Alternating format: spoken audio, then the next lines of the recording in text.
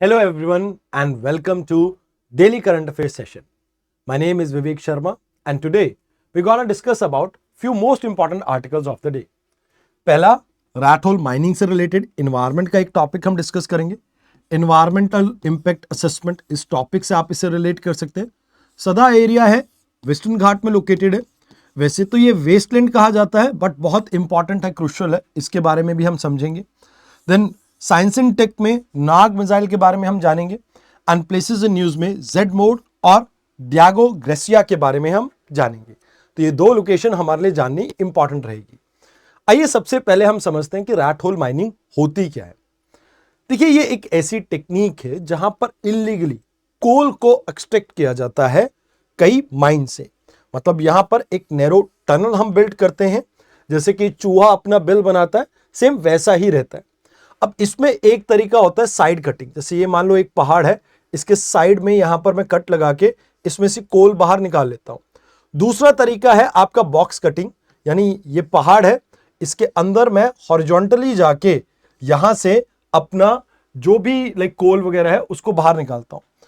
अब side cutting में ऐसे डीप में भी जा सकते हैं, बट बॉक्स कटिंग में आप ये कह सकते हो कि लाइक सर्कुलर या स्क्वायर शेप में आप माइन के अंदर जाते हैं, उसमें से कोल निकाल के लेके आते हैं. देन यहां पर एक बात जो आपको समझनी होगी वो ये है कि अक्सर ये जो रैट होल माइनिंग है, ये आपको north eastern part of India में एक कॉमन क्राइसिस प्रॉब्लम देखने को मिलती है.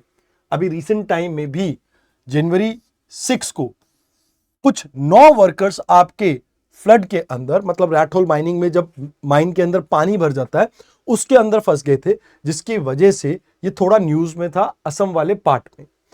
अब बात की जाए तो इसमें जो वर्किंग कंडीशंस हैं, क्योंकि एक लाइक नॉर्मली बहुत छोटी सी एक रैट होल को क्रिएट किया जाता है, तो या तो वर्कर्स स्क्वाड शेप में नीचे बैठ के ट्रेवल करते हैं या क्रॉल करते हैं, जैसे रेंगते हुए जाना, बच्चे जैसे क्रॉल करते हैं वैसे ही क्रॉलिंग पोजीशन में ये जाते हैं.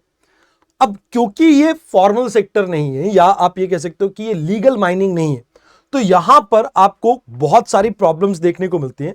जैसे साइंटिफिक तरीके ना यूज करने की वजह से लैंड डिग्रेडेशन देखने को मिलता है, हेवी मिनरल से सॉइल पल्यूट हो सकती है.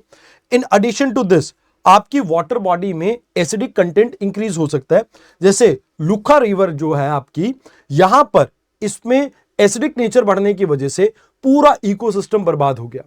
इन एडिशन टू दिस आपके सल्फेट, आयरन और हेवी मेटल्स भी वाटर को कंटामिनेट कर सकते हैं, जिससे वाटर की स्कार्सिटी हो सकती है पूरे एरिया में. In addition to this health से रिलेटेड क्या प्रॉब्लम है. अब क्योंकि प्रॉपर वेंटिलेशन नहीं है तो सफोकेशन होती है, उससे पर्सन डेजीनेस फील कर सकता है, हो सकता है डेथ भी हो सकती है पर्सन की इस चांस में. अब क्योंकि पूरा साइंटिफिक मेजर नहीं लिया गया है, बैम्बूस के सहारे पूरा स्ट्रक्चर क्रिएट किया गया है, तो इसमें माइन कोलैप्स करने के बाद लोग वहां पर दब भी सकते हैं, फंस भी सकते हैं. एंड यहां पर बारिश से या किसी भी चीज से पानी या फ्लडिंग की प्रॉब्लम आपको देखने को मिल सकती है. फिर दूसरा जो पॉइंट आता है, क्योंकि ये इलीगल माइनिंग है एंड बच्चों को ये खासकर इस पूरे प्रोसेस में ज्यादा इंप्लॉय करते हैं, बिकॉज बच्चे इजीली किसी भी जगह से मुड़ तुड़ के निकल सकते हैं. अब जैसे कोई अगर मुझे कहे तो मेरी बॉडी में थोड़ी रिजिडिटी है कि भाई वो उतनी फ्लेक्सिबिलिटी नहीं रही कि मैं किसी भी एरिया से निकल सकूं, तो ये डेंजरस वर्किंग कंडीशन के साथ साथ चाइल्ड लेबर को भी प्रमोट करता है. एंड 2014 में एनजीटी ने इसको बैन कर दिया था. अब नॉर्थ ईस्टर्न पार्ट में क्योंकि 6 शेड्यूल आपके एप्लीकेबल है, तो वहां पर जनरली आप ये देखते हैं कि जो लैंड ओनर्स हैं, खासकर मेघालय वाले पार्ट में, उनको रिसोर्सेज के ऊपर पूरा अधिकार है. रेस्ट ऑफ द इंडिया में क्या होता है कि भाई आप अगर एक जमीन में से कुछ भी मिनरल्स निकल रहे हैं उसके ऊपर गवर्नमेंट का अधिकार होता है, बट क्योंकि यहां पर 6 शेड्यूल आपका एप्लीकेबल है, तो जो लैंड ओनर है उसका ही इसके ऊपर अधिकार होगा. एंड दैट्स व्हाई यहां पर गवर्नमेंट की तरफ से बहुत ज्यादा एफर्ट्स नहीं लिए जाते हैं इसको कंट्रोल करने के लिए. दूसरी प्रॉब्लम यहां पर, क्योंकि ये बहुत छोटे छोटे कोल के फ्रेगमेंट्स हैं, तो इसको प्रॉफिटेबली लार्ज स्केल पे एक्सट्रैक्ट करना, अभी तक तो हमारे पास वैसी एडवांस टेक्नोलॉजी नहीं है, तो कई बार ये बहुत ज्यादा महंगा पड़ता है.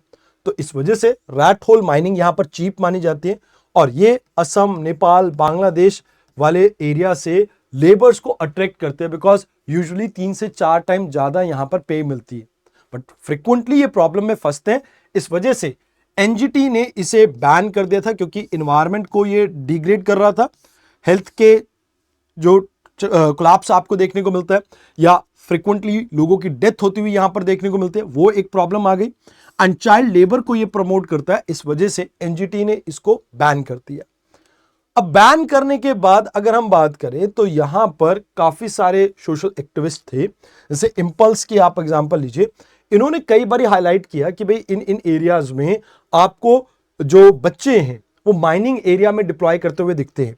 जैसे 70,000 से ज्यादा आपके जो बच्चे हैं ये north eastern part of India में, खासकर मेघालय की बात करें, यहां पर इस सेक्टर के अंदर काम कर रहे हैं। एंड यहां इसी वजह से फ्रिक्वेंटली इसको क्रिटिसाइज किया जाता है, बट असम और मेघालय गवर्नमेंट इसको डिनाई करती रही है। हाँ, मेघालय गवर्नमेंट ने एक बार एडमिट की थी कि भाई यहां पर 200 से ज्यादा बच्चों को यहां पर डिप्लॉय किया हुआ है। अब यहां समझने वाली बात यह है कि इसको कैसे ठीक किया जा सकता है। तो ठीक करने के लिए आप साइंटिफिक माइनिंग को प्रमोट कीजिए, जो कि सस्टेनेबल भी होगी एंड इवन आपको प्रॉफिट यानी रेवेन्यू भी आपको क्रिएट करने का मौका देगी। इसके अलावा रेगुलेशंस को और ज्यादा स्ट्रांग और बेटर इंप्लीमेंट करने की जरूरत है। आपको ऑल्टरनेट एम्प्लॉयमेंट के ऊपर फोकस करने की जरूरत है। लोगों के अंदर अवेयरनेस जनरेट करने की जरूरत है कि भाई इसके क्या कॉन्सिक्वेंसेस हो सकते हैं। And in addition to this आपको रिहैबिलिटेशन मेजर्स, क्योंकि कुछ लोगों के रोजगार जाएंगे तो उनको ऑल्टरनेट एम्प्लॉयमेंट कैसे मिल सके, उसके ऊपर आपको फोकस करना होगा। अब चैलेंजेस क्या है यहां पे? देखो, चैलेंजेस की अगर बात की जाए तो सबसे पहली बात तो यह है कि एम्प्लॉयमेंट के लिए या इकोनॉमिक एक्टिविटी के लिए ये एक इंपॉर्टेंट, लाइक आप ये कह सकते हो, डोमेन है जहां पर रेवेन्यू सोर्स जनरेट हो रहा है लोगों के लिए। तो इस वजह से, लाइवलीहुड की वजह से लोग यहां पर ज्यादा जाते हैं। एंड ऑल्टरनेटिव है नहीं, बहुत ज्यादा डेवलपमेंट नॉर्थ ईस्टर्न पार्ट में हुआ नहीं है, फैक्ट्रीज नहीं है, इकोनॉमिक एक्टिविटीज नहीं है। तो इस वजह से लोगों को ये ज्यादा अट्रैक्ट करते हैं क्योंकि ऑल्टरनेट अपॉर्चुनिटी यहां पर नहीं है। इवन जो रेगुलेटरी मेजर्स हैं उसमें इंप्लीमेंटेशन पार्ट में आपको बहुत बड़ा एक गैप देखने को मिलता है, ये भी एक रीजन है। एंड लोकल लोग, क्योंकि रिसोर्सेज के ऊपर उनका अधिकार है, उनको रेवेन्यू आ रहा है वहां से, तो वो भी इस चीज को रेजिस्ट करते हैं। तो अगर हम ये मेजर्स लेते हैं वे फॉरवर्ड के, तो कहीं ना कहीं हम इस प्रॉब्लम को सॉल्व कर सकते हैं। आइए अब बात करते हैं आज के सेकेंड आर्टिकल की। अगेन, ये जो एरिया है सदा एरिया, ये बेसिकली आपको कोंकण वाले एरिया में देखने को मिलता है, यानी आपका कोस्टल एरिया में पड़ जाता है, जहां पर अरेबियन सी और वेस्टर्न घाट के बीच का ये एरिया है। कंटिन्यूस इरोजन की वजह से यहां पर जो आपका जो एरिया है वो फ्लैट बेड के अंदर कन्वर्ट हो चुका है। तो ये एक फ्लैट टॉप प्लेट्यू है जो कि कोंकण रीजन में आपको देखने को मिलता है। कोंकण कौन से वाला एरिया? जो कि वेस्टर्न घाट और अरेबियन सी के बीच का एरिया। अब यहां पर जो कास्ट प्लेट्यू है, ये भी एक आप ये कह सकते हो सिमिलर कैरेक्टरिस्टिक के साथ आपको देखने को मिलता है सतारा वाले एरिया में। अब यहां पर लेटरेट सॉइल है। लेटरेट सॉइल क्योंकि सॉइल वाटर को ज्यादा रिटेन कर सकती है, तो यहां पर आपको इससे काफी सारे फायदे देखने को मिलते हैं। जैसे बायोडाइवर्सिटी का हॉटस्पॉट है, बहुत सारे प्लांट्स आपको देखने को मिलते हैं, reptile, amphibian species, bird species देखने को मिलती है। हैबिटेट प्रोवाइड करता है, जैसे Indian flap shape shell turtle को, तो वो भी आपका एक वनरेबल कैटेगरी का एनिमल है, उसको ये हैबिटेट प्रोवाइड कर रहा है। देन वाटर कंजर्वेशन में हेल्प करता है क्योंकि जो लिटरेट सॉइल है वो वाटर को अब्सॉर्ब कर लेती है, तो इस वजह से यहां पर पेरेनियल वाटर सोर्सेज आपको मिल जाते हैं। देन यहां पर आपका कल्चरल सिग्निफिकेंस भी है क्योंकि लोग हर साल काफी सारे रिचुअल्स के थ्रू वेल, स्प्रिंग्स और स्ट्रीम्स को मेंटेन करने की कोशिश करते हैं। मोर ओवर आप यहां पर rice and even finger millets को उगाते हैं, तो एग्रीकल्चर सिग्निफिकेंस भी है आपका यहां पे। अब बात आती है कि है क्या एक्चुअल में, इसका बेनिफिट क्या है? तो देखो, जैसा मैंने आपको कहा कि यहां पर बहुत लंबे समय से इरोजन चल रहा था, तो एक हिल टॉप को इसने एक फ्लैट बेड के अंदर कन्वर्ट कर दिया। अब क्योंकि यहां पर लेटरेट सॉइल है, तो यहां पर आप जनरली क्या देखेंगे, वाटर रिटेंशन आपका बहुत अच्छा देखने को मिलेगा, जिससे ग्राउंड वाटर काफी ठीक ठाक है। यहां पे काफी सालों से बैरन पड़ा हुआ है एरिया। हाँ, बारिश जब आती है तो यहां पर कुछ आपके एंडेमिक फ्लोरा यहां पर ग्रो करता है। अब इसको अभी क्या चैलेंजेस फेस करने पड़ रहे हैं? अब देखो, human encroachment, land use pattern change, ये सबसे बड़ा एक प्रॉब्लम है। क्योंकि डेवलपमेंटल प्रोजेक्ट्स की बात की जाए, ऑर्चिड्स की बात की जाए, एंड आपके रेजिडेंशियल एरिया की डेवलपमेंट इस एरिया के अंदर इंक्लूड कर रही है। एंड मोर ओवर जो लेटरेट सैंड के अंदर आपको स्टोन्स देखने को मिलते हैं, उसकी मार्केट में डिमांड है, तो उसकी माइनिंग भी आपके लिए एक बड़ी प्रॉब्लम है यहां पे। इवन अगर देखा जाए तो यहां पर हैबिटेट फ्रेगमेंटेशन इन एक्टिविटीज की वजह से हो रहा है, जिसकी वजह से आप कंटिन्यूसली यहां पर स्पीशीज के ऊपर एक इंपैक्ट देख रहे हो, नेगेटिव इंपैक्ट। साथ के साथ जो एक्टिविटीज हो रही है उससे लोकल वाटर जो है वो अवेलेबिलिटी आपकी डिक्लाइन करती जा रही है। एंड मोर ओवर इसको एक मिसक्लासिफाई कर दिया गया एज अ वेस्ट लैंड, क्योंकि एक्चुअल में तो ये एक, अगर आप इकोलॉजी और इन्वायरमेंट की टर्म में बात करें तो बहुत ज्यादा एक इंपॉर्टेंट एरिया है and can also be an ecotone. तो यहां पर आपको ये चीजें याद रखनी है। आइए अब बात करते हैं नाग मैक 2 की। देखिए ये एक एंटी टैंक मिसाइल है जिसको इंडिजिनियसली डीआरडीओ ने बिल्ड किया है under integrated guided missile development programme. अब इसमें आप कई सारी टेक्निक्स को यूज कर रहे हो, जैसे गाइडेंस के लिए आप इमेजिंग इंफ्रारेड सीकर्स को यूज कर रहे हो, हाईली प्रिसाइज टारगेटिंग के लिए फायर एंड फॉरगेट कैपेबिलिटी है, आप फायर कीजिए, उसके बाद अगर अपनी पोजीशन टारगेट चेंज कर लेता है तो थोड़ा बहुत ये एडजस्ट कर सकता है। रेंज के बारे में कुछ नहीं कहा गया है, बट हाँ अगर वॉरहेड की बात की जाए तो high explosive anti tank warhead को इसमें यूज किया जा रहा है, जो कि किसी भी तरह के आर्मर को ब्रीच कर सकता है।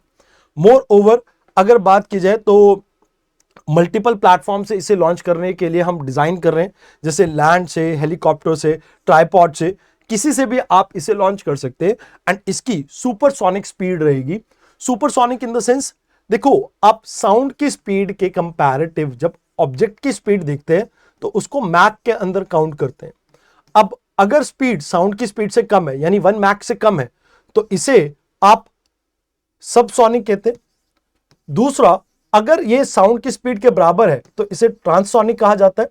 तीसरा, अगर ये साउंड की स्पीड से ज्यादा तेज है तो इसे सुपरसोनिक कहा जाता है। तो मतलब ये साउंड की स्पीड से फास्ट है, इस वजह से आप ये कह सकते हो कि थोड़ा इसको डिफ्यूज करना, यानी इसको कंट्रोल करना, कंट्रोल इन द सेंस कि इसको वापस से आप ये कह सकते हो कि अटैक करना, इसको काउंटर करना विल बी वेरी डिफिकल्ट। तो that is there. Now if we talk about इसमें क्या बेनिफिट हमारे को देखने को मिल रहे हैं, तो बेनिफिट ये रहेगा कि भाई सबसे पहली बात तो आप आत्मनिर्भर भारत को प्रमोट कर पाएंगे, सेल्फ रिलायंस बन पाएंगे, एंड उसके साथ साथ आप एक कैपेबिलिटी डिजाइन कर पाएंगे जिससे आर्मर्ड वाले जो आपके टैंक्स होते हैं आप उनको भी, उनकी सिक्योरिटी को भी ब्रीच कर पाएंगे। मोर ओवर क्योंकि इंडिजिनसली बिल्ड किया गया है तो ये एक इफेक्टिव सोल्यूशन प्रोवाइड कर रहा है और मॉडर्न जो थ्रेट्स हैं उसको भी काउंटर कर पा रहा है। एंड इसको बाहर से इंपोर्ट करने के बजाय हम इंडिजिनसली बना रहे हैं तो ये कॉस्ट इफेक्टिव भी आपका बन जाता है। These are the things that you have to keep in mind in this article. आइए अब 2 प्लेसेस इन न्यूज की बात करते हैं। रिसेंटली जेड मोड जो है टनल, इसको खोल दिया गया है। अब ये जो टनल है एक्चुअल में आपकी क्या है और किन एरियाज को आपस में कनेक्ट कर रही है। देखिए ये आपका श्रीनगर है और ये आपका इस एरिया में आपका लद्दाख पड़ता है, आगे कारगिल से ये कनेक्ट हो रहा है। तो एक्चुअल में ये जो जेड टाइप का आपको यहां पर एक मोड देखने को मिल रहा है, इसे जेड मोड कहा जा रहा है। अब इसी के ऊपर एक यहां पे हमने क्या बना दी है, एक आप ये कह सकते हो कि टनल क्रिएट की है जिससे ऑल वेदर कनेक्टिविटी हम प्रोवाइड कर सके, बिकॉज फ्रिक्वेंटली विंटर के टाइम पे ये पूरा एरिया आपका स्नो कवर्ड हो जाता था, जिस वजह से हम इसको लाइक एक्सेस नहीं कर पाते थे। तो कारगिल, सियाचिन और बाकी एरियाज की एक्सेसिबिलिटी, आपकी द्रास एरिया की एक्सेसिबिलिटी आपकी और ज्यादा इंप्रूव होगी। तो दैट्स व्हाई ये आपके लिए एक इंपॉर्टेंट टनल है, जो कि आप ये मान के चलो कि आपकी जो बॉर्डर एरिया की जो इंफ्रास्ट्रक्चर है उसको बूस्ट करेगी। तो दैट इज देयर। तो ये आपको यहां पे याद रखना है। आइए अब बात करते हैं आज के आखिरी आर्टिकल की, जहां पर हम बात करेंगे डियागो गार्सिया की। यहां पर 15 कन्याकुमारी से आए फिशरमैन्स को अरेस्ट किया गया है। अब देखिए यहां आपको यह समझना होगा, ये ब्रिटिश ओवरसीज टेरिटरी है इंडियन ओशन की। अब अप्रोक्सीमेटली अगर आप बात करें तो इंडिया से 1700 किलोमीटर दूर है एंड ये कोरल रीफ शेप में, एटॉल शेप में आपको देखने को मिलता है। तो ये कहां पर है, ये आपका चागोस आर्किपेलागो है और इसमें ये आपका डियागो ग्रेसिया। एक्चुअल में मॉरिशस इसको क्लेम करता है, बट यूके के पास है ये 1965 से। आप ये मान के चलो पुर्तगीज ने इसे 17th सेंचुरी में डिस्कवर किया था एंड यूके के पास था ये। यूके ने 1966 में इसे लीज पे दे दिया यूएस को एंड यूएस का इंडियन ओशन में एक इंपॉर्टेंट नेवल पोर्ट है ये। तो यहां पर नेवल पोर्ट, एयरफील्ड और लॉजिस्टिक सपोर्ट प्रोवाइड करता है ये यूएस को। यूएस मिलिट्री बेस है जिससे वो पूरे इंडियन ओशन को यहां पर मॉनिटर करता है। 2019 में इवन इंटरनेशनल कोर्ट की जो रूलिंग आई थी उसके बावजूद यहां पर इस एरिया को वापस से रिटर्न नहीं किया गया मॉरिशस को यूके के द्वारा। ऑल्दो इस केस में यूके हार गया था और उन्हें कहा गया था कि ये वापस से रिटर्न कीजिए और आप कंप्लीट कीजिए डीकोलोनलाइजेशन का जो प्रोसेस है उसको, बट यूके अभी तक तो इसके ऊपर कोई बड़ा एक्शन नहीं लिया है। हाँ, डिस्कशन चल रही है अभी भी मॉरिशस गवर्नमेंट के साथ यहाँ पे। तो आज के इस आर्टिकल में आई होप आपको सभी आर्टिकल समझ में आए हो। जाने से पहले इस वीडियो को लाइक जरूर कर देना। आज के लिए इतना ही, धन्यवाद।